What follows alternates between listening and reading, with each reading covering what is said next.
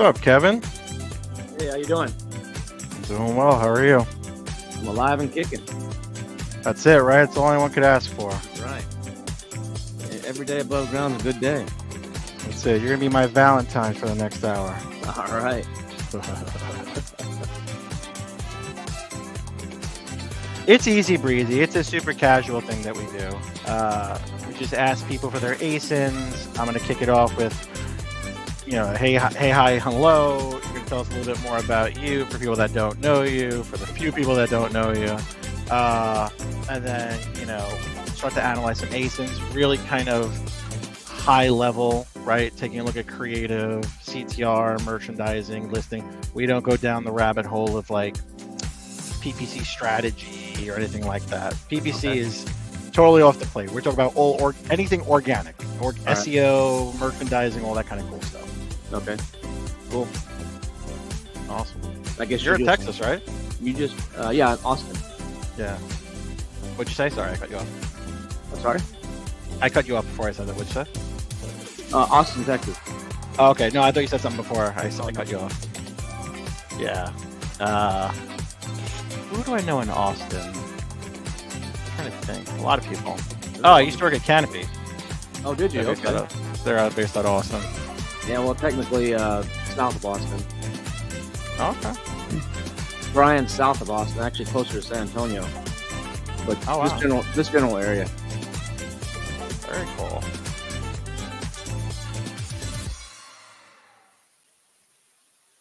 Awesome, and that's it. And we're at it like that. Happy Valentine's Day, everybody. Welcome to another. We're not sponsored by Kirkland. Why am I waving this around?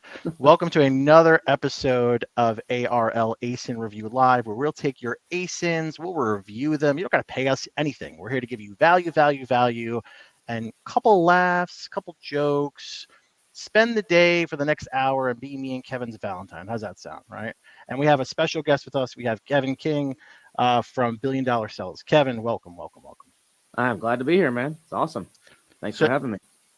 Listen, thank you for coming. But for the few people, like I was telling you before, that don't know you, before we dive into talking about all the good ASIN goodies, and I want to know, you and I have had some back and forth in regards to some optimization. So it's going to be interesting and see based on some LinkedIn stuff. So we'll see if we butt heads on optimizations here. So tell people a little bit more about you and what BDS is and all that kind of stuff.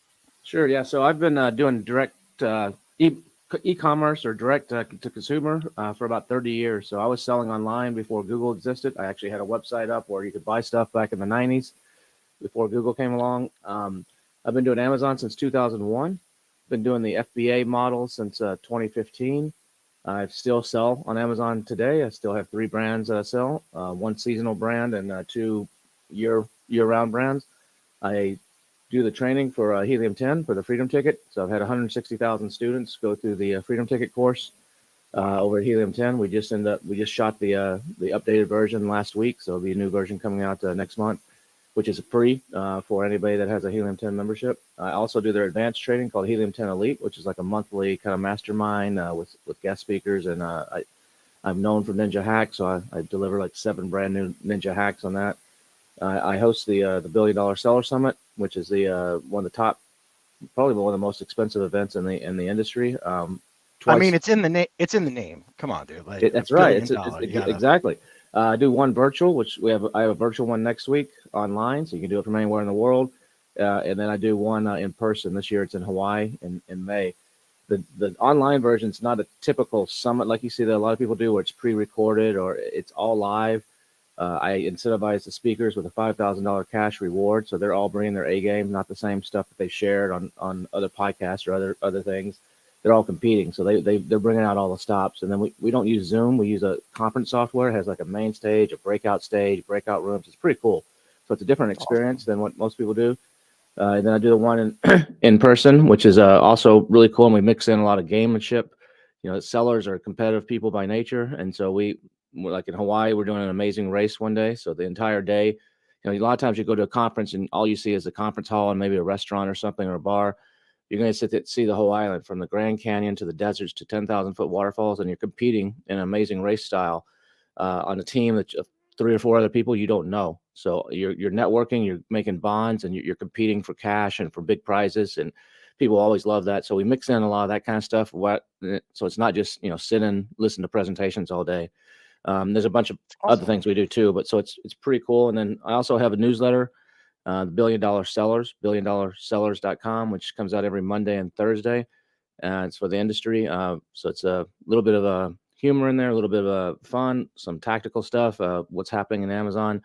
It's started back in August and done quite well. Very, very highly recommended by a lot of people. So I enjoy producing that. And I speak at a lot of events, do a lot of things. So yeah, I have my hands in quite a few different things when it comes to Amazon and e-commerce. Like you said, what I love about what you guys are doing here is, the show is everything. And people on Amazon, they don't buy products, they buy photos. And so that's where a lot of people screw up. All business is innovation and marketing. And so if you can stand out with your photos, and with your listing, that's basically your calling card. That's your sales piece. And so many people get this wrong. And so it's great that you guys are doing this and analyzing and helping people how they can improve, because a lot of people just don't get it, frankly. Yeah, and I tell people all the time, like, you could have the best PPC strategy, you could have the most innovative product, you can have the most robust A+ content, but it all starts with the click. And if they're not clicking, that story, that's all out the window. So it all starts with the click, super compelling, and brings it on down. So yeah, no, totally awesome. So it sounds like you know a little bit something about Amazon. No, I'm just kidding. I know a thing or two. Some people that can run circles around me. I'm not I know enough about PPC to get by, but there's people out there that can run circles around me. And but I know a little bit. I love the phrase. I love the phrase, and I say this sometimes too. I'm not a PPC pro. I hate PPC. It's a necessary evil. You need PPC, but I know just enough to be dangerous. And I love that expression. Just enough to be dangerous. Yep. But your newsletter, I'm a big fan of, because I'm also a big fan of clickbait. And I'm a big clickbait. I love to sucker people in with the first couple of sentences, and super compelling, and then you hit them with the value. So I see that a lot in your newsletters too. That's awesome. Yeah, I appreciate that. Yeah. All right, so let's see. We got some ASINs coming in here. Awesome. Blaine says production. This is going out live. I don't really know what that means. Oh, because when you and I were talking, it went out live. Whoops. That's okay. That's why they don't bring us onto the stage. Cargiles is the OG of the game. I think they're talking about you, not me. Kevin is definitely the OG. Maney says, hello, guys. All right, we have some ASINs What's up, here. Manny? So Stefanos has some ASIN here. Let's pull this up here. Share my screen. We'll get rocking and rolling. Okay, cool. Kevin, while I do this, you a Mac user or a PC user? What are you? I'm a Mac user. Good. A lot of times when I first started with computers back in the day, I never touched a Mac, because I was like, it's confusing. Like, why is it on the other side? But it's just, I can't go back. I'm suckered into the Apple ecosystem. And yeah, I've been using Mac since the very first one, since that 1984 ad or whatever that was on the Super Bowl years ago. Yeah? Where this little box is all black and white, and you had to put a floppy drive in to load up your MS Word or whatever it was. There you go. Yeah, I used to actually I couldn't afford one, because back, I don't know what the price was, but probably $1,500 for one of these things, which today is comparatively nothing. But back $1,500, 25, 30 years ago was like $5,000 or something now. And I couldn't afford that. So I'd go down to a Kinko's Copy Center, which is now FedEx Kinko's. It used to be just Kinko's, like they were just before FedEx bought them.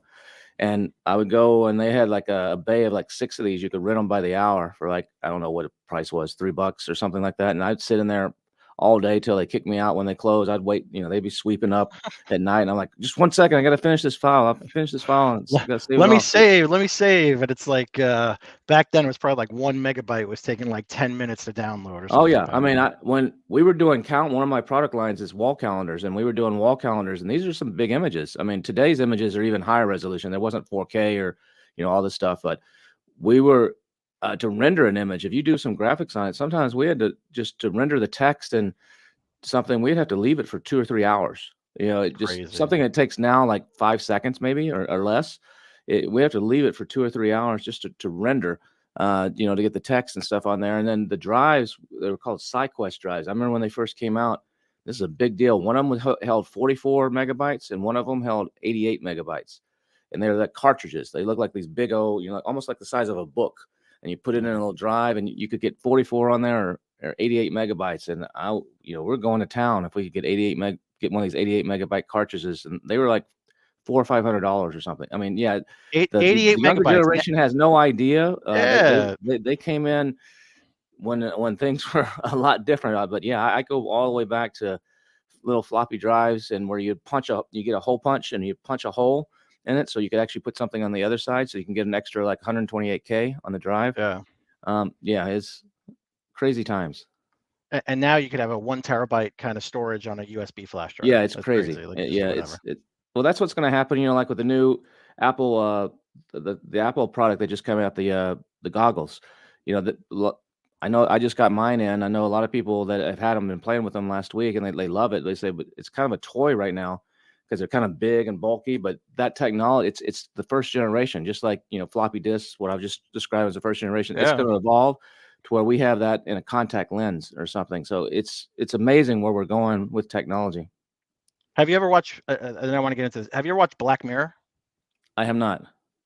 I encourage you to watch Black Mirror. It's a show that's on Netflix, and it talks about how little stories, how technology can take over super quickly, and it's just how it evolves. Just watch. You'll enjoy it. Cool. But we got this here. We got. I noticed my background just changed. What is that behind me now? Did that?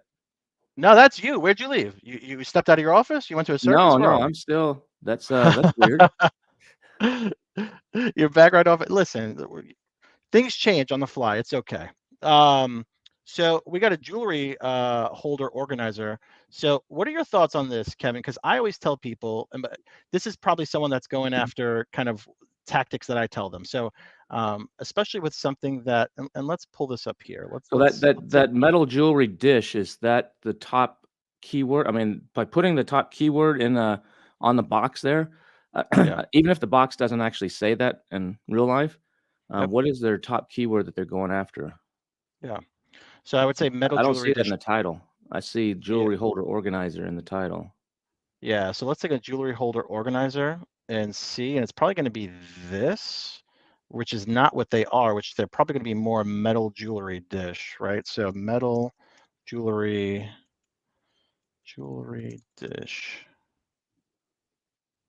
Yeah, it's still kind of on par. That's probably more like what it is. So you'd want to have that in the title. But I tell people all the time, this is 9 out of 10 times, this is not going to be their actual packaging, right? They're putting kind of post-edited packaging behind the product to stand out. Because if you take a look at the SERP, right, and you'll see other people are doing this kind of tactic, not a good job of it, but other people are doing it because when you see something like this, like, I don't know what that is. That could be an ashtray. That could be a butter dish, could be a soap dish. It doesn't know, right? But something like this, again, no one's ever going to complain. Oh, Kevin, you sent me my metal jewelry dish without this beautiful packaging. No one cares about that.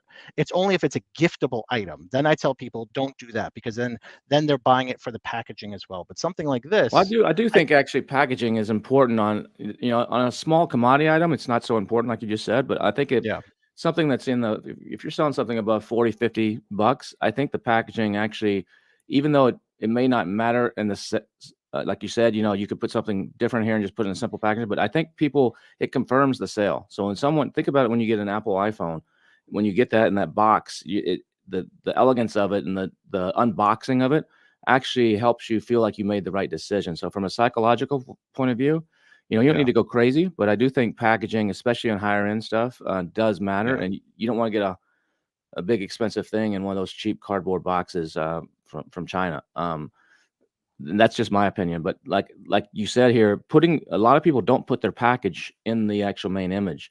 And technically, Amazon says you're not supposed to do that, but I do it for all of mine. It makes it stand out.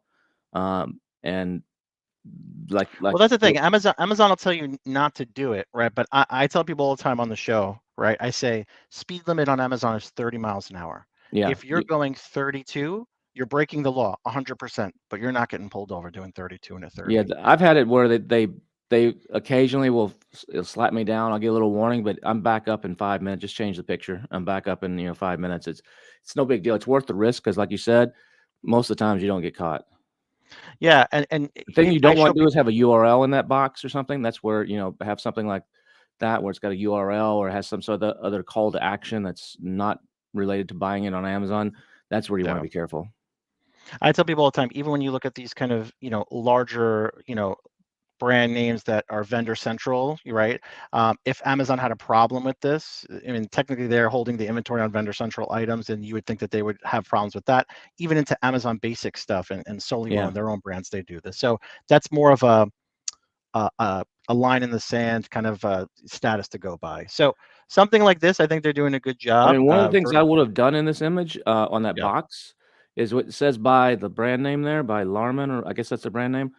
Yeah. Larman. I would have actually put some sort of bullet points there of how this is distinguished, so that in an instant I can see, oh, this is I don't know what the points of this thing are, but some whatever the foam is, or holds 10 items or something, some of the value prop. Yeah. The value props, I would have actually put those on that box so that they're in an instant you can see it.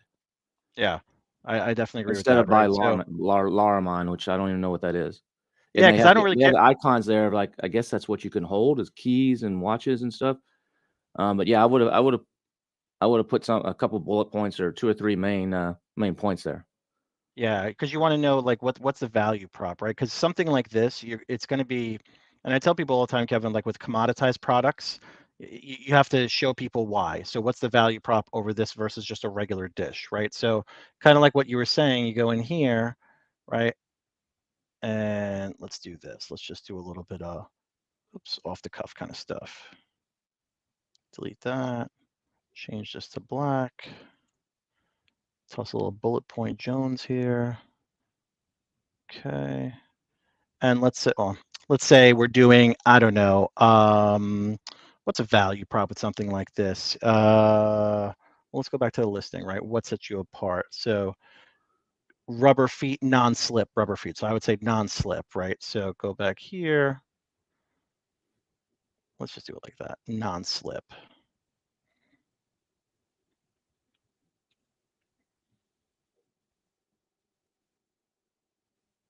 All right. And again, you want to know exactly what the value prop is for your product. Leather, is it faux leather? Is it vegan leather? Whatever you want to call it. Like, what's the value prop here, right? So just like what Kevin said, you want to do something like this. Kevin, this is what you're talking about, right? Do something like this, like these bullet points, kind of run it down. Yeah, exactly. So I think this is definitely something you want to do. The other thing too, in the rest of your images, you want to show your customer avatar in the ICP, right? So something like this, you're showing, earrings and then a bracelet. So is this for women? Is it for men? A lot of these things, is it unisex? Show me more of I like the us versus them, but the them is just like a blob, right? So you could say them without saying your competitor. So why are you better than I would show just a regular dish, right? Just a regular kind of dish, or why you versus nothing at all? I think that's more compelling than that. So when you say anti-slip rubber feet, that's a feature. What's the benefit? The benefit is that my watch, my Rolex. Kevin, you got a Rolex or no? I don't have a Rolex, but I have a few other watches. Yeah. Okay. I was gonna break out my Rolex. No, I'm just kidding. I don't have a Rolex. I'm not kidding. But if you put your Rolex on your end table, you don't want your Rolex flying off the side of your end table, right? So always focus on benefits versus features. I don't full like when metal people construction is like that, exactly what you're just saying. That's a feature, not a benefit. What does full metal construction mean? Full metal construction means indestructible, never will break, or something. So that's not the exact wording, but you go down that line versus telling what it is. Unique design. I hate when people say that. That's the most China direct thing that it says. Yeah. That's completely pointless. Anti-slip rubber feet. That's like you said. You should say why. Do the benefits, not features. And what's in it for me and for them. Yeah. Not. Here's another product features one. This the same thing. I mean, it's nothing wrong with listing the features somewhere, but they could be down in your description or down at the bottom, or just a little. But you want to emphasize the benefit. Compatible with. Yeah, I that's didn't know a that, box was compatible compatible with with. is almost, yeah, compatible with is almost like electronic kind of term, right? Like compatibility Yeah, for like HDMI. This is more of like show who the avatar it's, is and show, you're going for it's more of a more of a higher end. store all your store. Store from the smallest ring to the biggest watch, or I don't know. It's showing something, whatever this thing will do, something like that. Because I'm gonna be looking like this. Well, what will this hold? Yeah. Will this hold? I've got a watch. I've got a a bracelet, a couple rings. What will this hold? I mean, there's a What's the perspective there where capacity? you're showing that one watch, but I don't know how big that watch, that man's watch, a woman's watch. Yeah. I don't know. That's a watch can be watches are different sizes. So when you show things like this for relation to size, you want to use something that everybody knows, like a penny or a quarter or something, some other very, very common object that doesn't change size that instantly, oh, wow, okay, because this watch, I don't know how big that band is. I don't Yeah. know. So that's not the best way to show comparative size. You know what? That's a great point, Kevin. You know what I always tell people when they say the penny versus the quarter? That's a big debate for me. And I always tell people go quarter, no penny. Do you know why? Because they might get rid of pennies. I don't know.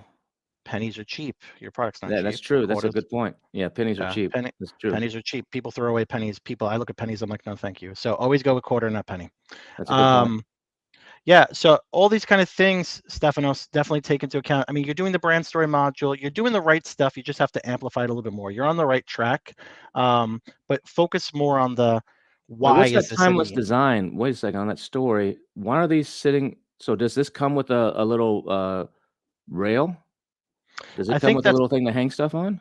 I think that's probably another SKU that they may have, another ASIN in the That's brand confusing story. to me because I'm looking at this like, does it come with that or not, or is it just a tray? Yeah, this is a different ASIN over here. So you don't want to do that in a listing. You don't want to confuse. It's just you're just asking for returns. You're asking because if I saw this, I'm like, "Oh, it has this? Oh, okay. That's exactly what I Yeah. want." And I might buy it and I get it and, "Oh, where's my little rod to hang everything on?"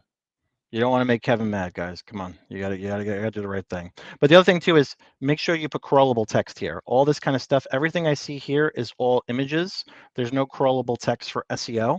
The only saving grace that you have without crawlable text is going to be your alt text, which you do have, but you'd want to use things like typos, misspellings, Spanish phrases, right? So what's the Spanish phrase for, you know, jewelry holder, jewelry metal tray, whatever that may be? Things like this, like bridesmaids. I don't know if bridesmaids are really buying this, so just make sure you understand your ICP and your demographic for sure.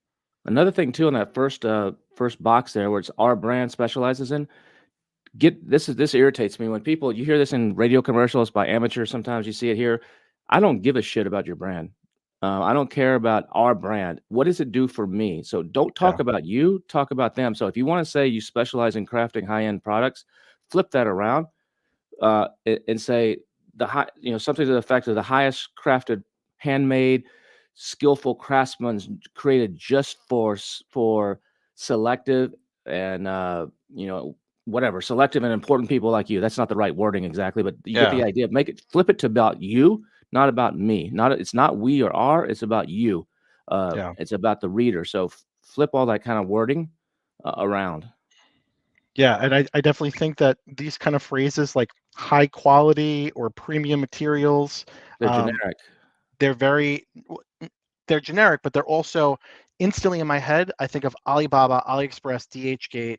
Like they're very China direct terms. So guys, if you're building a brand on Amazon, which you should be doing, right? Unless you're flipping products, which this is not the show for you. But if you're building a brand on Amazon, you want to talk about specific kind of stuff. You don't want to go down the rabbit hole of being China direct. And the cool thing, I don't know if you know this, Kevin, but you can take, and I just learned this the other day. I forgot who showed it to me. You can take, if you're in Chrome, and you can take an image and you can right click on it and you can actually hit search in Google. Did you know this?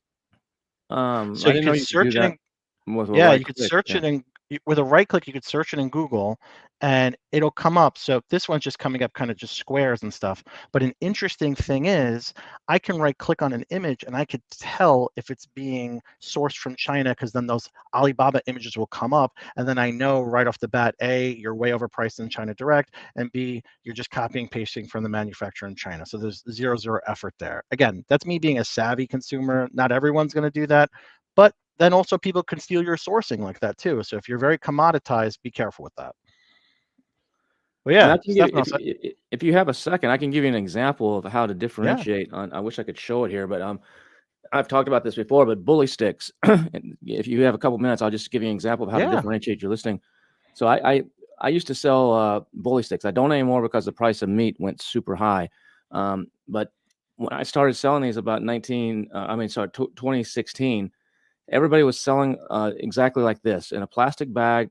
Back then, there wasn't any of these color bags. It's like just like a regular, just cheap plastic bag, and someone would stick a logo on the top, and it'd be like 30 bully sticks for $30 or something along those lines. And so with this keyword back then, I don't know what it is now. It's like 40, 50,000 monthly searches, and there's a lot of spin-off words like bully sticks, no odor, bully sticks made in USA, all these different things. Bully sticks come in 6 inches or 12 inches are the two standard sizes. And so I started researching it. And back then there wasn't all these AI tools and all this sophisticated stuff to analyze the reviews. So I literally went through like 3,000 competitor reviews, seeing what people were saying. And the number one complaints were people were saying, oh, these bully sticks, because the bully stick is actually the penis of a cow. It's a byproduct of the cow. So they're cow penises.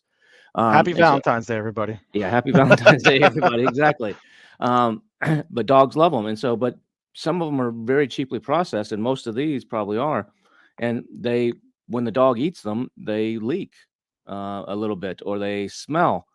Just use your imagination. They smell, or the dog jumps up on the couch and is chewing on this thing, and it just makes a stain.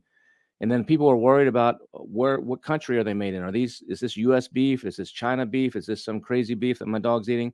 So I took all those points and I went out and I talked to a couple of bully stick places, and I found the same sources in the U.S.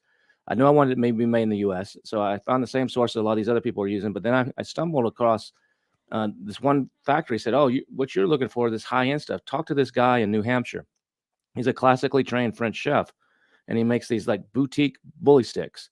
And I'm like, "Oh, that sounds cool." So I call up this guy, and he's like, "Yeah, I have this handcrafted 15-step process, all organic, no chemicals, no machines. We're carving the meat by hand and all this kind of stuff." I'm like, "This sounds perfect. How much are these?" He's like, "Well, they're not cheap. They're quite expensive." And so what I ended up doing, instead of selling 30 bully sticks for 25 or $30, like you see here on the screen, I sold 5 6-inch sticks for $50, or 3 12-inch sticks for $54.95. Now you're looking at this and you're like, how in the heck are you getting that? Where's the value proposition there? Or how are you differentiating this product? Everybody wants the cheapest thing on Amazon. I'm like, no, they don't. Some products, they do want the cheapest thing. It's a race to the bottom. But if you can differentiate with your images and with what we're talking about here, you can justify the price. So what did I do? I went and made sure they're made in the USA. This guy has handcrafted them, so they don't have the leakage and the smell, because he's smoking them or doing some process. I create all these imagery based around that. And the imagery, some of what I did is I did cartoons. So I do a split screen. I have a cartoon, and on one side would be a bunch of dogs literally in a car going through a McDonald's drive-through, and it's have the dollar menu, and different bully sticks on the dollar menu. And the other split screen of it would be 3 or 4 dogs sitting around a nice table in a nice steakhouse with a maitre d' with a little tray holding my sticks on it and coming out. That instantly painted a picture. I didn't have to go spend a lot of money on photography. I found some guy on Upwork to do this for $50. I had 2 people do it, so I want 2 different perspectives. And then I went and I took pictures of, like, my sticks are full. What some of these guys do to get 30 sticks to make this work is they stretch the meat. It's like stretching spaghetti or something. But what they get hollow. So inside, there's an outside, but the inside, there's like nothing in. It's not much meat in there. Mine are packed full. So I showed the end. Look, mine is full beef. Your dog's going to chew this for hours and hours. That's the benefit. Hours and hours and hours. Entertain your dog for 3 days. Not he's done in 10 minutes with these other ones. That's the value prop. That's the value prop. And then I showed a machine. I found some stock photo of this nasty machine just spitting out like sticks. If you look closely, it probably wasn't beef. I don't know what it was, but it's just a nasty machine. I said that was them. They're processing, and then I showed it, contrast that with a picture of a guy in a chef's hat carving it with a knife. And you do that kind of stuff, and then I put the product actually in. You might be able to find them online. If you look at, you can look at try Wag Bully Stick. See if that comes. Some old website comes up. WAG. No, H spelled the German way. Oh, WAGHUS.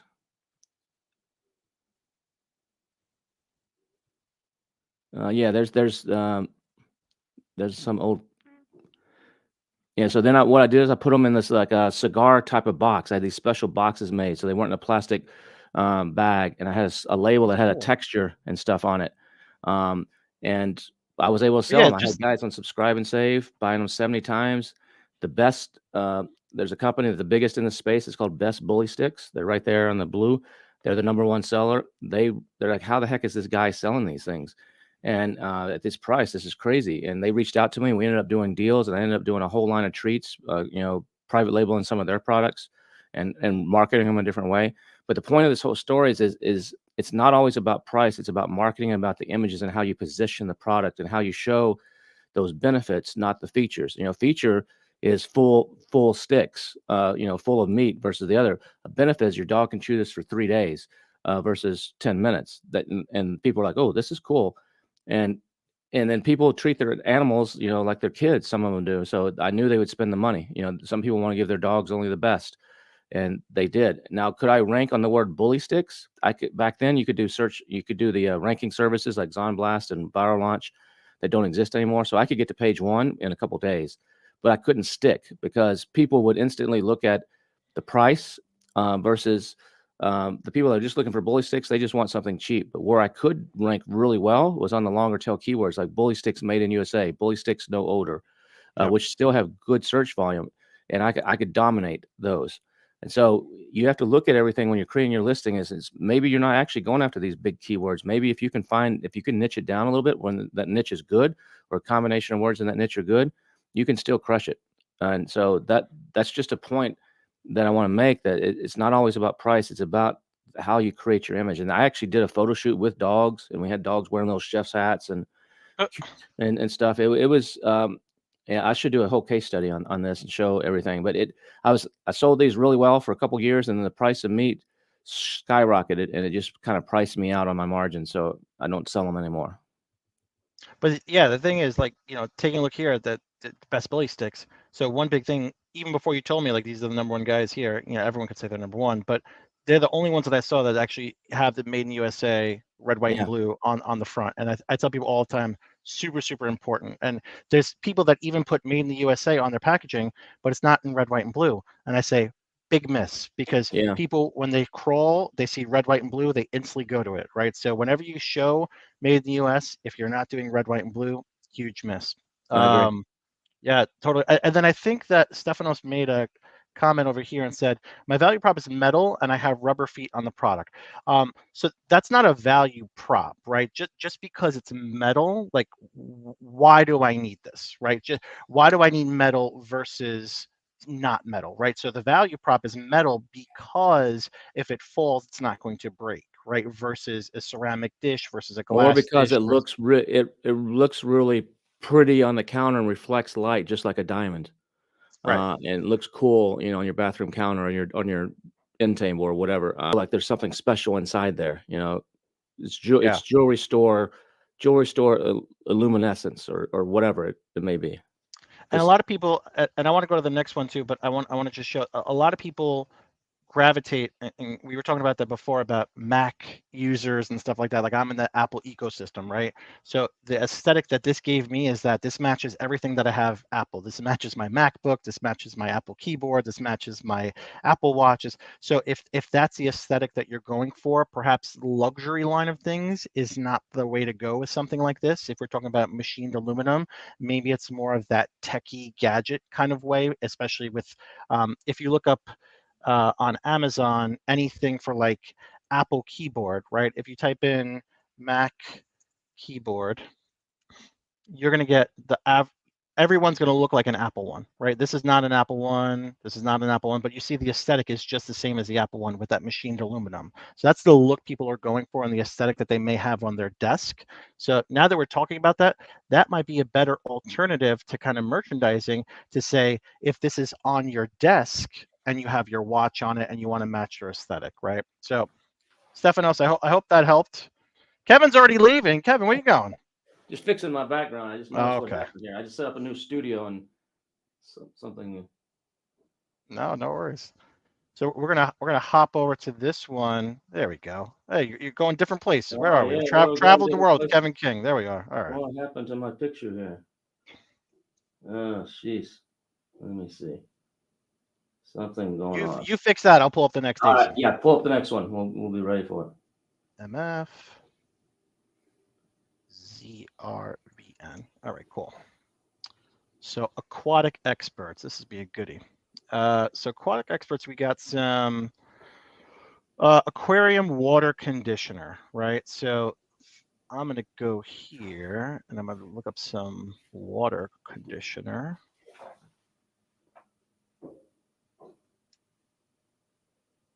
And see what the SERP looks like. So SERP's not showing me much. Everything's kind of the same. Kevin, where are you? On the moon? Somewhere. Yeah, that's actually Iceland. I'll just leave that one up for now. There was the northern lights. That's the Northern Lights. Yeah, the Northern Lights. It's a magical Valentine's Day. So we got this one here, Kevin. We got some water conditioner for some aquarium, fish stuff, right? So taking a look at the SERP, right? Just on that kind of keyword, I know where I can kind of go with certain kind of things, but certain categories you can play with and certain categories you don't want to play with. I don't know with this kind of pet supplies category how much you want to play with it. What do you think of this image, Kevin? So it's a tank, it's a water conditioner. Yeah, I'd have to dive deeper just to make. So what a lot of people do is, let me pick your brain a little bit more at this, right? So there's some stuff that I would say, like, okay, when something is like this, if this was a shampoo, for example, right? I tell people I want to see the shampoo dripping out the back of the bottle, behind the bottle, because I want to see what it looks like. And if there was a scent, I want to see the ingredient next to it. That's how I would do a shampoo. This is not a shampoo. This is a tank conditioner or water conditioner. So what's the value prop, right? And you don't want to show the product outside because it's probably going to be like a clear chemical. Like right here, it's a clear chemical, right? So what else can we show in this? What I might do there, this is, and I do this until as long as I can get away with it. I might put two little images, move that over a little bit to the left, and put two images, like two little boxes on the right. That one shows dirty water, and one shows with my chemical to instantly, like, one is like a kind of a murky little water, and then the other one is like a kind of a light blue or something, like clean looking, refreshing looking water. Because I saw that one of the other images, there's some water splashing off it or something. I don't know if that conveys the message, but instantly, it's just like the guy just said. Manny said here, you can imagine the McDonald's picture that I just gave the example of. If you put this imagery sticks in your mind, so if you can paint a picture from the first image, like, oh, that will stick. Like everybody else is dirty. This is with ours. And that's an instant, you could do this and bury this on image number 2 or 4 or 5, but if you can put this somehow on here, I'd almost do it on the right-hand side or something. Well, I was thinking like this, like if you have something, like if you have it behind, like a, you don't have to see the whole glass. Yeah, you just to get the picture, and you'd have the word before and after or something, or yes, something like you'd have something on the glass. You can make it look like it's part of embossed on the glass or something if you wanted to, like, play by the rules a little bit more, where it says before, after, or something to that effect. And I'm just using the Canva assets, right? So this is not going to be this is going to be a real rough kind of thing, but I would say something like this, right? If you show like a little bit of this and this will give you that idea. Like obviously no one's going to think you got the concept. You got the concept there. Something like that definitely paints a before and after and gets me involved and makes me want to click. Oh shoot, look at this. Yeah. The other And thing too then is, have you ever that seen? stays in my mind as I'm looking at the rest of the pictures, and if I'm gonna read the listing, that image stays in my that image stays in my mind. Yeah, have you ever seen this thing that a lot of people are doing, especially in the space of like kitchenware? Ice cream scoop is like the one I always go towards when I kind of bring up this concept, is the tags. Have you seen those? A lot of people are Yeah. doing these kind of retail tags. A thousand. I'm willing to bet my Amazon guy paycheck, Kevin, that if you were to order this Gorilla Grip, that you would not get this tag, right? This Yeah, is a no, that's a post good edit. idea, actually. Yeah, the little Yeah, tag is that's a good that's another way to do the same thing. Like that guy, the first one they're showing all the colors. yeah, for I color think I think swatches. his glass way is stronger though, because it's the way you just kind of mocked it up there really fast. Yeah. It's more in your face versus a small tag where I really have to blow it up and to actually see what's going on. Well, you could sometimes people, what they'll do is they'll do both, right? And again, this is where like things like PickFu and Tel Aviv or Amazon, A/B split testing, you want to see what's going to work best, because if you were to grab, let's say like a tag like this, like something that doesn't look like a toe tag, for example, right? But something like this, right? And again, we want to make sure everything is on brand for your colors and stuff like that. But doing something, let me flip this around like this, right?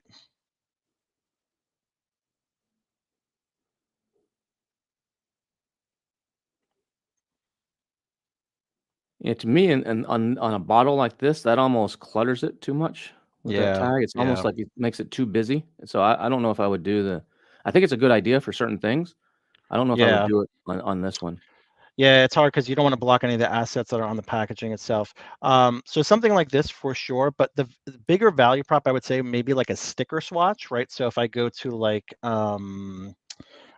circle, like something like this, you'd want to be able to put the value prop. So treats Yeah. 1,000 gallons, that's a big value prop, right? And if it's made in the US, or if it doesn't have a certain chemical in it and the other ones do have a chemical in it, that's a value prop you'd want to add as well. And like a post edit here, where you could take something like this and then, do something like this somewhere on here that no one's ever going to complain about, whether that's, if you're 16.9 ounces and the competition isn't, you want to accentuate that a little bit more.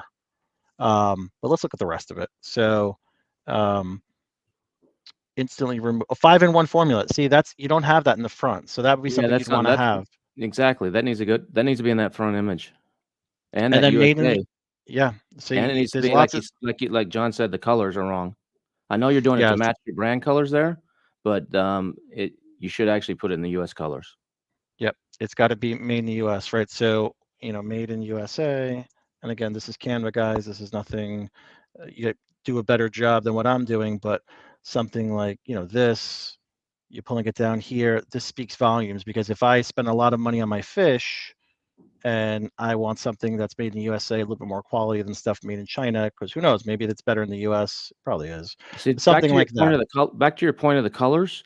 If Hmm. that was blue, if that made in the USA was the blue that he had on that secondary image, I wouldn't know what Hmm. the heck that is without him blowing this up. But if I Yep. see, but right now that's small. I might not be my eyes might not be able to read it, but I instantly I see a bunch of blue and some stars and red and white. I know, okay, instantly that's made in the USA without me having to blow it up to see what it says. Versus the blue Yep. one, I would have to blow it up to see what it says. So that's Yeah. one of I just want to emphasize what you said is very, very important. Yep. Totally. Add to bucket, fresh water. This kind of stuff is good. Okay. Let me see if everyone makes the big mistake. So have you ever noticed, Kevin, they're doing a good job on the bullet points without me kind of going into it. A lot of people on the show, they'll take the last bullet point and they'll say satisfaction guaranteed, Yeah, that's the money old back school. guarantee. Yeah, you don't want to That's the do old that. school way. That's the old amazing.com 2015 way of doing Yeah, things, and you don't want that's a waste.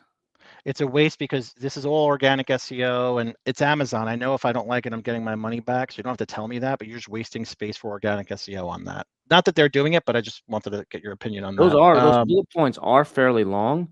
Um, that's probably for some SEO purposes, but a lot of people, if it's more than two, looks like that third one's really long. I won't Yeah, read that. Um, I mean, yeah. if you're Well, do gonna you have read them something that's anyway? that long, try it looks like they're capitalizing some words throughout there to Hmm. try to break it up a little bit, but If you can shorten that and still keep your keywords in there, and get rid of a bunch of the filler words, that would be good. Yeah, I like the brand story module because he talks about who he is. This is compelling. I like this. I like the call to action for a slide to explore more, because most people don't know that the brand story module you can slide and over here and they're not going to Yeah, that's see. good. So that's definitely compelling for sure. I like all this kind of stuff. So it's a very from me seeing hundreds of brand story modules, this is actually a pretty good one. Just be careful with this. I don't know. Follow and save, I get it. And then it's a share thing. It almost feels social on Amazon. I don't know how to share. I don't know. I like it, but I don't like it. It almost But I feels think like that's it's the like follow, because if you have a brand stored and your brand registered, you can now hit the follow button where you can actually yeah, follow your storefront. Is that what he's trying to do there? I guess it sounds compelling, but I'm still not. It still makes me think of social, not Amazon shopping. But just interesting. Like, why am I going to follow? Follow and save how? Right? I don't know. I guess it's a gray area. You don't want to say too much with that. But let's take a look down here. We got premium A plus content. What's your thought on premium A plus versus standard A plus? I like it if you can do it, if it's done right. You know, some Yeah, people it's just repeating the same stuff or using the same pictures. But if you can add to the value and it's create a long form sales, then by all means you should do it. you know why I don't like it? Why is that? I don't, and I work for an agency where I sell the service, right? So it's just funny. But I tell people all the time, I don't like friction. If there's friction in a sales process, it's a problem. So if we're talking about information over here that's compelling, that needs to be said, if you're making someone scroll over, they may not scroll over. And if it's compelling information, that's missed out on them. Well, that's So what if I you're mean. giving, It's got to be done right. You got to put the right things. You got to emphasize the right things on the front, and yeah, the secondary. It doesn't matter. It's just to close the guy that's just seriously anal about reading everything. That's the yeah, stuff where you have to scroll. But anything that's front, anything front and center should be the number one selling point of the yeah. entire thing. And the other thing too It's is just like like, you put the pretty girl on the cover of the magazine. It's the same thing. You put whatever is the most important first before people have to go below the fold, yeah. or they have to scroll. And then other people talk about embedded video. There's no embedded video in this, which is neither here nor there. But Kevin, be honest. Forget about Amazon for a second. When you shop, right? Do you click on videos on listings when you shop? No, you don't. I'm gonna answer for No, you. not You don't. unless it's a technical thing. I just want to see them Exactly. if it's technical. But I'm not going to click on a video here of watching a bunch of fish swim around, or watching some guy pour the chemical in. Now, if the video was like, here's if one of the selling props was like cleans the water in 10 seconds or less. Yeah. And you had a video that showed a bunch of dirty water, someone's pouring it in, and I could watch it with my own eyes in 10 seconds or less, that would be a valuable video that I might actually watch, and it might help sell me. But I don't know what else you could do on a video besides something like, I mean, just a bunch of fish swimming around like that. Yeah. See, And I the always water, tell what is people that water faucet? I mean, he's trying to probably say it's pure, because it's showing water coming out.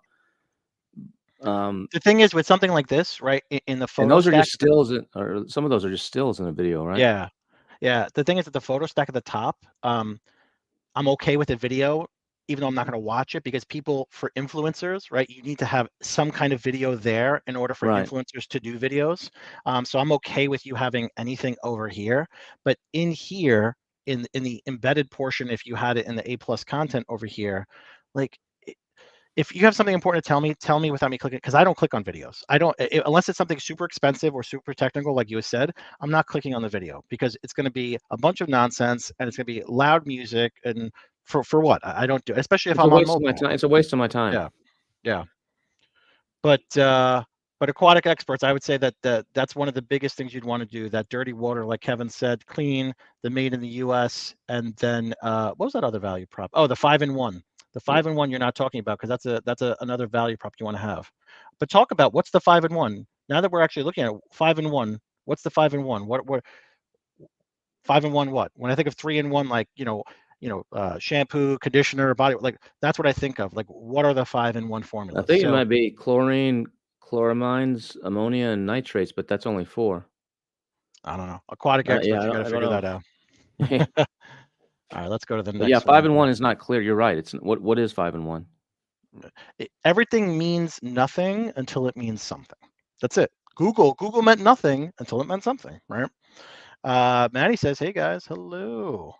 Amit says, such an insightful value. Well, I'd like to think so. Is this where we share ASINs? Absolutely, Justin. Throw them below. And thank you for hopping on LinkedIn. Oh, guys, go follow me and Kevin on LinkedIn. Back team. We got Kevin's LinkedIn queued up. Kevin, you're recently on LinkedIn, right? Yeah, I just started using it in August. So just still growing and still going. And yeah, I post some stuff on there, and then I have someone that also posts that works that for me. So not every single comment you might see is me actually, but Well, listen, I approve you're everything that goes on the feed. LinkedIn is where all the action has happened in our space. It is. It's where, I was clickbaity, I was go ahead, Ted. surprised. I was just using Facebook pretty heavily, and a little bit of Instagram, mostly Facebook. And then when I went to LinkedIn, I was like, "Holy cow, everybody's over here! This is where Yeah. everything is." And I was like, I was missing the boat by not being on LinkedIn until August. This is where all the attention is. And it, LinkedIn, I've learned it's not about what you say, it's how you say it too. Like I've learned a lot about like formatting, like this format, like I just did a video today that I put up here, but this kind of larger to smaller kind of compelling, Hmm. formatting for text. It's all about how you say it, not what you say. Yep. Amit says, eager to join MAG, keep on applying. We're always hiring. Surindra, all right, cool. Let's go take a look at this. How's the weather over there in Texas, Kevin? Is it warm? I don't know what it is today. I haven't been outside. It's probably about 50, 60 degrees We had Fahrenheit. a snowstorm yesterday. Yeah, we rarely get that. It's like once every 5 years we get snow, and when we do, it shuts everything down. What was it? A couple of years ago, Texas. I remember seeing videos on social media where people's cars were frozen shut because the pipes burst in a Yeah, parking 2 years garage. ago, 2021, February 2021, we had a major storm come through with ice and snow. It shut down the city. It killed a lot of the power grid. So there's people 4 or 5 days that didn't have power at their house. They're having to go out and they're sitting in their car to charge their phone or get warm. Yeah, it was. Texas is on its own power grid. So the United States has 3 power grids: the East Coast, the West Coast, and then Texas. So we're on our own little grid, and the cold just snapped a lot of the factory's ability to actually do stuff. So it was an issue. Luckily, I live in Austin. I'm in downtown, so I'm on the capitals here and all the big hospitals. So I didn't lose anything, but I could look out Nice. my window. I'm in a high rise, and the rest of the town is just pitch black. And I got everything working, internet, everything. So it didn't affect me, but it affected like 90% of the town. And it was bad. Crazy. Yeah, I'm in New York. We deal with this nonsense all the time here in the city. Yeah, I think we had like 5 inches of snow yesterday. The mayor, our lovely mayor, shut down school. Says school's closed tomorrow, and I said, great. I have 3 kids. So then they said, oh, it's a remote day tomorrow. Kids have to log in. I said, no. It's a snow. It's a Yeah. snow day tomorrow. I'm not doing remote learning like this is Yeah. COVID with my kids again. Absolutely not. All right, cool. So Surindra, we got some supplements up here, right? So I love talking about supplements just because it's so easy to optimize merchandising for supplements. It's like a slam dunk. And It's you're not currently doing this, I'm sure. unavailable. Yeah, it could be because I don't know. Yeah, I guess you're usually because it's oh, that's weird. Surrender, are you out? All right, cool. Well, here's the thing. Don't do this. Right off the bat, this image is a guy that's using chalk on his hands because he's about to weight lift or something. It almost looks like, because your product is a powder, that he's throwing the powder in the air. Just be careful of that, right? Because that's what it seems like. Unless that's your And the call healthy. there, that the headline is increase your weight. What does this picture have anything to do with it? I guess you're inferring, well, if you go work out, because I know it's chalk, but like you just said, that does look like he's using the powder of the supplement. So if it's Yeah, increased your body weight, you want to show a picture of a skinny guy, then next to a picture of a muscle guy or something. yeah. And then, Health don't show gainer.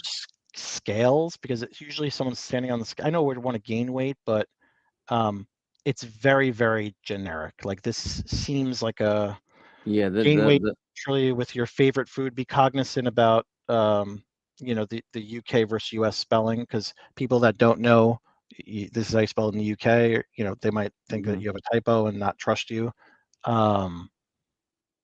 So, you know, With your favorite food, wait, is this supposed to be my new favorite food? I don't understand that phrasing there either.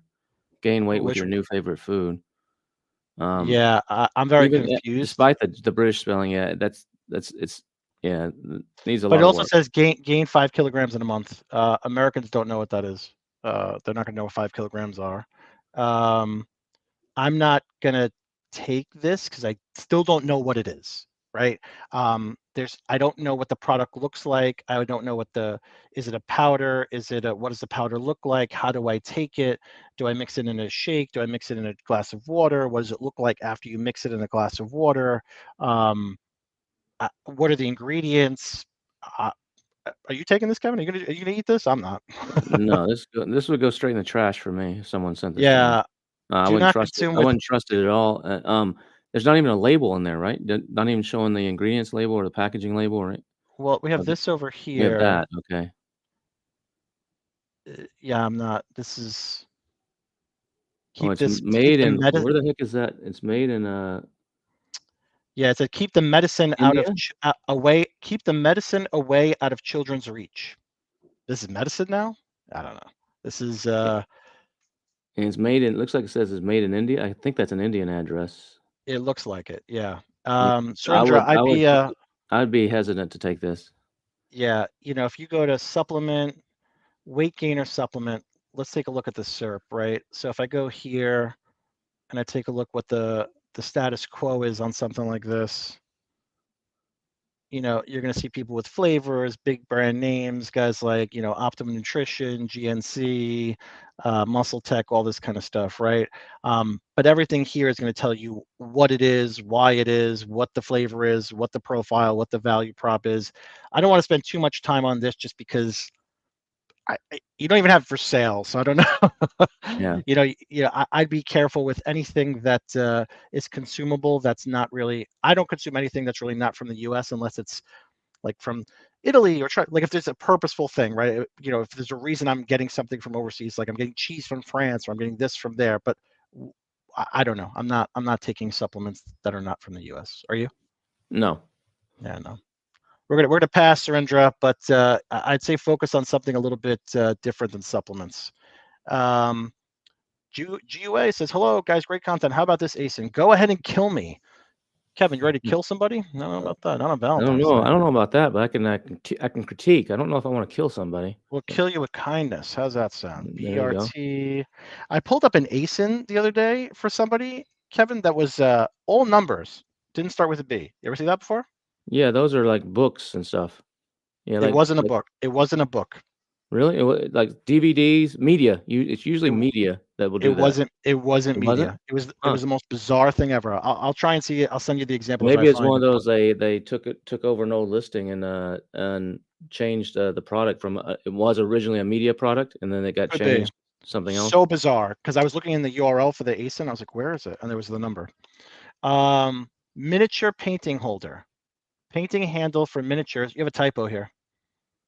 So you have miniatures. So typos are good, but not in your title. Typos are good for alt text. So when miniatures probably commonly typoed, but put that in your alt text. For D&D, kit for detailing army. Okay. So let's take a look. I mean, he might be putting that miniature misspelled there because he's got it spelled correctly twice in there. He might be doing that on purpose because there's a lot of search for it, and he's trying to get it in the title, so it gets a little bit extra weight. But still, it just looks bad. Yeah, it looks bad, and it gives me a pause, just like the supplements gave me a pause. It gives me a pause when I see a typo like that. Like, oh, okay, I can't trust this product. Yeah. Disk support, wire support. I understand. Okay, so the wire is to lean your hand on while you're painting the miniature. Okay. So the additional discs are for what? So obviously someone that's in this kind of realm knows why to use that, but if I didn't know, right? So why are you better than your competition? So if I go to miniature painting holder, I don't know if this is really going to pull up something that we want, but let's take a look. Okay, so you see how the competition is doing that kind of shadowed out, unlocked character kind of thing. And I think this is you right here, right? So this is probably your competition up here, or at least what they're gunning for, right? Let's take a look at this one over here. So this is like something you put on the table as you're painting your little miniature thing, just to stabilize it and be able to access it. Okay. See, I don't like what the competition is doing because it's very China direct kind of stuff, but he's explaining why that disc is there. So it turns around with your finger and it's rotatable, and the anti-shake, so your hand doesn't shake with that bar. You don't say that. You don't say that in your listing, and your competition are. They say wire support, but your competition is doing a better job explaining why. So Yeah. from a main hero perspective, I would want to see your packaging. Something like this, I'd want to see packaging just because competition's doing it. See, like this here, painting handle XL, they're doing some packaging here. So I'd be interested to see what the packaging looks like. If you don't have it, then I would see to definitely render some. No A+ content, so you definitely have to double down on above the fold. Why is your price also? Is it what's the rationale on $35 even? Are you trying to be high end? Because usually an even price is trying to connotate some sort of high end, and you drop the zeros. You can't do that on Amazon. Like, if I was doing this on my own website, I would drop those double zeros to connotate Mhm. high end. But $34.97, you might test that. Even though it's 3 cents, $34.97 is a big difference between 35, even though they're basically the same. Are you a fan of the 97 pricing, like Walmart pricing? I'm a fan of whatever makes sense. Sometimes 94 makes sense. I mean, there's a formula to that, depending on the type of item, psychological formula on that. Because But yeah, I like 97 over 99 personally. I I like don't know. 97 over 99 for sure, because everybody does 99 and 97. Even though it's 2 cents, it feels 34.99. You're like, $35. 34.97. You're like, $34. I mean, it's a psychological thing. That's Yeah. I don't know why it works, but that's why I do 97. Sometimes I'll do 94. I won't do 95 or 99. But you might test that unless you're just trying to be positioned as high end, but high end you would drop the 2 zeros, and you can't do that on Amazon. Yeah. So that's if you want to make something look like it's more expensive, like just outside of Amazon, if you are in your graphics, if you want to make something look more expensive, you put a period or a comma. So if it's $1,000, you want to make it look more expensive because you're saving $1,000. So you want it to look expensive, you put 1,00 period and then the 2 zeros for the cents. If you want to make it look like it's something premium, you put 1,000 without the comma and without the cents, and it makes it look more premium, or like you're gaining something, or you're getting some sort of value. So that's just a little psychological tip. Yep. Totally agree. The other thing too is something like this is, oh, by the way, did you know, off topic, that I think it's Costco or Walmart, their pricing on the pennies is relevant to if it's going to be, I think it's Costco, if it's going to be in stock or it's going to be discontinued or seasonal. Did you know that? No, I didn't know that. No, I So didn't know that. if I think it's Walmart or Costco, one of the two, and I'll confirm. But it's like if it's 97, it's evergreen. If it's like 95, it's seasonal and it's about to be discontinued. If it's 90 or something, there's actually a science that people have found behind that, which is super interesting. That's interesting. Yeah. So something like this, if this was me, right, and I know that we had someone before with the jewelry holder do that with the box, but if you take something like this, right, and then we still have other people here, but something like this as far as merchandising behind and saying what you are, I think is going to help you with your CTR and your clicks. But then also the value, like how many piece set are you, right? So you don't talk about that. So the value is there. So technically you're a 1, 2, 3, 4, 5, 6, 7, 8, 9, 10, 11, maybe 12 piece set, right? Because you have a lot of these components. So saying that you're a 10-piece set, right? Or if this is the main piece and these are the additionals, maybe it's a 7-piece set, right? Depending on the height of adjustability. That's the value prop that you have versus your competition. But just be careful, because something like this, he has to keep on confirming miniatures not included, not included. Your competition is using them when they're grayed out for a reason, right? Because then people understand that it's not there.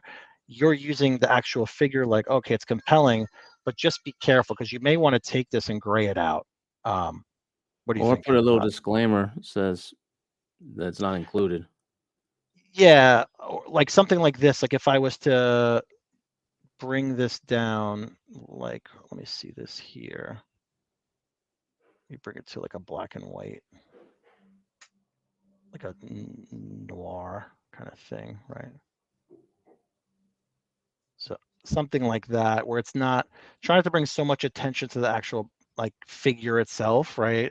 Even though you want to because it's colorful, this, that, and the third, but you're really selling this. So just be careful of that. But definitely, because I wouldn't know just looking at this what it is and how many pieces it is. You want to get more clicks versus your competition. So the main hero image definitely needs a little bit of love. Let's go down here. Oh, there was no A+ content, no brand story module. Big miss, right? These are standards that you have to have on Amazon. So Yeah. you are brand registered, looks like right here. So there's no reason why you can't have that. Even if you have the cookie cutter A+ content that everyone and their mom has, it's better than nothing, right? Because you want to have areas of merchandising, areas for being a brand and not a commoditized kind of product. Also, where you manufacture, because anything with wood, I always think it's in the US for some reason. Let's see.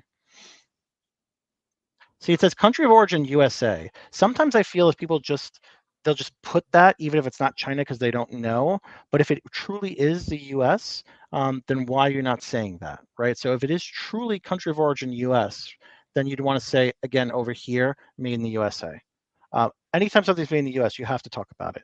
It's okay to be more expensive than cheap China direct kind of products. It's okay. There's always going to be the Honda and there's always going to be the Mercedes.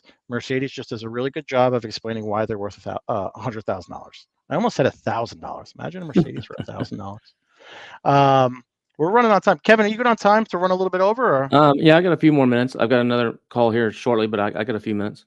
Yeah, well, let's do another 10 minutes. Alex says, are you reviewing other people's listings? If so, I'd love to hear what you have to say about one of my listings. So Alex, we might not have time for that because we're running a little bit behind, but you'd always tune in next week or submit the ASINs. Yeah, Justin's where we're putting the ASINs. I know it's off topic, but where can I find information how to open multiple LLC, Amazon accounts, and brands safe? Kevin, what do you think about that? How to open multiple LLCs? You can just open multiple LLCs. But there's Legal a Zoom. LegalZoom, or you can do it. Wyoming agents. If you want to open something, if you're not in the U.S., you can use something like WyomingAgents.com, and they can open a bunch of them in Wyoming. That's where a lot of international people do it. It's easy. It's private. They're safe. Everything. It's fine for Amazon. I don't know what you mean by brand safe. I don't know what that means. Amazon accounts and brands. So opening multiple Amazon accounts is okay as long as they're for specific different uses. And every single one of those things that have a different LLC, a different EIN, a different bank account.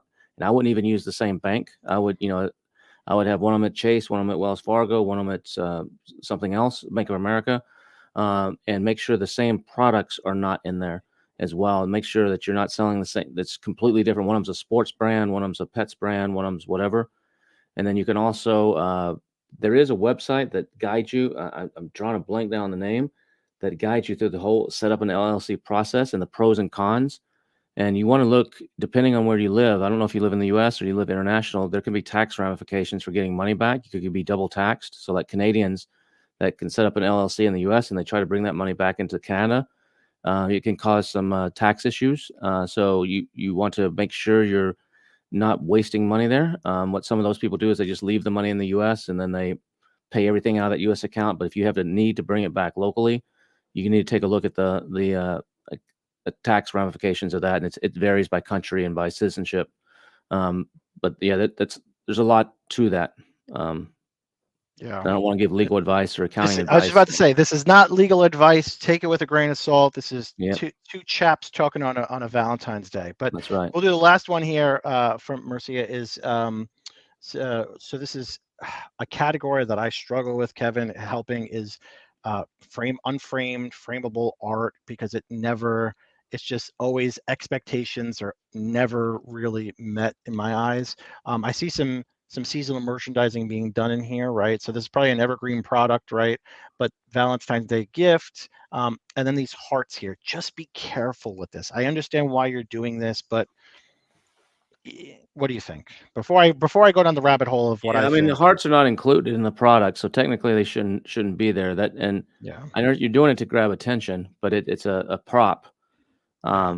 And so that's technically not allowed. I'm assuming you're changing this, like you said, evergreen, and you're changing out pictures for the rest of the year, and you change the title. But every time you do that, you're going to go through an audit again by Amazon, and something it could trigger something in an image or trigger something in your body copy. I, Yeah. you're emphasizing that it's art here, and what's the title say? It says art above bed. So am I going to be Googling, I want art above bed for Valentine's Day? No, I want to be Googling something that says, you need to emphasize in here, tell her or him you love them. Emphasize how's it going to make the other person feel when you give them this, or how's it going to make you feel as a couple when this is on the wall? Celebrate your love together by showing our two hands holding. You need to get into the emotional side of this, not the factual side. That you're doing factual stuff, it looks like here from my first cursory look.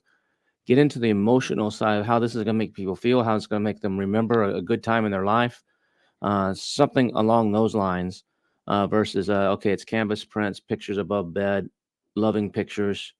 I'm sure those might be some keywords you're going after, but you get in the image, and maybe that's okay. I have to look deeper at this, but in the imagery, you need to connotate feelings, and you need to connotate emotions for either the recipient or the couple together, or the giver. In some cases, the giver feels good about giving something. And I think that's missing here. As you scroll through some of those images really quick, it just looked like it's just standard unframed wall art. So that's the thing with this kind of stuff. So these I call these businesses spraying and praying, right? Because it's FBM, and they probably have thousands Oh, of it is FBM ASINs. too. Yeah, Oh, they wow. have thousands of ASINs. I'm assuming, because in this realm, it's never. Let me see. So this is like pages and pages and pages of stuff, right? So, the merchandising end of things, a couple of things that I've learned from the art space. One is you have the image running off the picture. So you don't want to do that. You don't want to have it running off. The other thing is with any art like this, set the expectations of deliverables. What are the value props, right? You're missing this from the main hero image. You're made in the US. How big is the product itself, sizing wise? And then how does it arrive? A lot of art will either come flat shipped or rolled. 9 out of 10 times it'll come rolled. If it does come rolled, you almost want to tell them that by showing the packaging of it rolled and then putting the merchandising on the roll. So this way, if I don't want rolled packaging, because I don't know about you, Kevin, but if you ever ordered artwork in a roll, you have to sit there and have it flattened out on your Yeah, you got to dining put room some weights, some table. books on it or something to flatten it It's a pain down. in the ass, Yeah, it's a pain So, in the ass. Yeah, I agree. I but was going to say the if same it's thing. It's just come rolled. What size is this? I didn't see anything of size. Maybe it's in the text. I so didn't it's see it in any 11 of the by images. 14, Oh, there it 11 is. by 14, but And it's a made lot in of the people don't US. know what 11 by 14 is. I mean, they're Yeah. even though it's inches and they're American, you need to show it relative. And here you're showing it framed, and you're saying yours is unframed. So you show that girl with it framed. Yeah. That But see, that's the value prop is, cotton canvas made in the US, set of 3, 11 by 14. So if I always tell people, and we're going to kind of wrap up with this, I always tell people a good hero image is if I can take it and give it to my 8-year-old son and say, JJ, what is this? And if he tells me exactly what it is, you have a great hero image. If he cannot tell me what it is, it's not a good hero image. And that's really what you have to boil it down to. So is he going to know exactly what he's getting with this? Probably not. Versus if you show them not running off the screen, if you show the packaging and how it arrives, and then use the packaging to talk specifically about the sizing, that it's a set of 3, and that it's made in the US. Those are the biggest things that you need to talk about, and that's not being said here. And we kind of have some kind of cartoon hearts. Make sense? Yep. Cool. All right, awesome. Hey, Kevin, listen, it's been a pleasure. No, this is What fun. did you I enjoy doing this. It's fun. what did you think of your first ARL? It was good. I enjoyed it. I like doing this and critiquing and seeing what the thought process of other people and how they're approaching stuff and how we can help make that Yeah. help give them some ideas on ways to possibly make it better. So where can people from where's your next biggest thing that people can find you and pitch? And are you going to Prosper? I'll be at Prosper. Yeah. Okay. And then so people can find you on LinkedIn, you're going to Prosper. What Yeah, else? the best place probably is if you want to keep up with what I'm doing or get the latest, and sometimes I feature stuff that you guys are doing too. Is my newsletter, $1,000,000sellers.com. I've never been in the newsletter. I featured I've pointed to a couple of LinkedIn posts a couple of times that have been really, really good for you guys in there. But yeah, Okay. it's there's so much good stuff out there. I have a file of like 300 things I haven't even published yet that are good. So and then because I'm like, all right, I'll put this in the next one, then something else comes out like, oh shoot, this is another cool little thing. And so it gets bumped down. So I should be doing like a daily newsletter, but nobody will read that. But it's a true newsletter. There's a lot of companies out there, service providers in the space that have newsletters. They're just sales pitches. They're just email marketing pitches. This is actually true. Something more like a magazine. So you're going to learn stuff and walk away with stuff. It's not come buy this or here's a new blog post or here's a new feature in the software or whatever. It's a true newsletter. So $1 billion sellers would probably be the best place to keep up with what's happening with me. And through there, you can reach out if you have anything else. Awesome. And I'll just do my typical spiel real quickly about MAG, how we wrap things up. And guys, where's my little spiel over here? My Amazon guy, full service Amazon agency. The back end, they have to scroll at the bottom like it's CNN, Kevin. They have to keep up with me really quick as I go through it. Sometimes I try and trip them up. So guys, we have our SOPs for sale. Let's see if they know it. We have our SOP. There we go. We got our SOPs for sale. Come grab the Thanos level powers of full service management for your own team.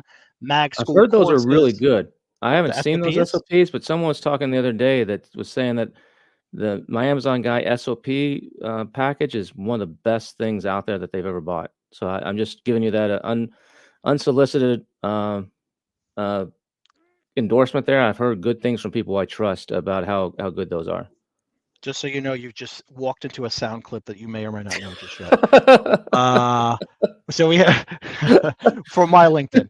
So we have that. We have courses on MAG School. If you want to just go more basic level into that kind of stuff, we're always hiring. You want to come work here in sales. You want to be an intern. Coaching. Kevin, I don't know if you know this. I'm a CTR coach. So here, if anyone needs any CTR stuff, they can book with me. Find me on LinkedIn. I'm being blown up on LinkedIn by now. Anyway, that's all the time we got. Kevin, it's been a pleasure. I've never actually met you myself. This is the first time, and I hope it's not the last time. No, this has been fun. Been great, John. Thanks for having me on. Absolutely. We'll speak soon. Thanks a lot, Kevin. All right. Take care, everybody.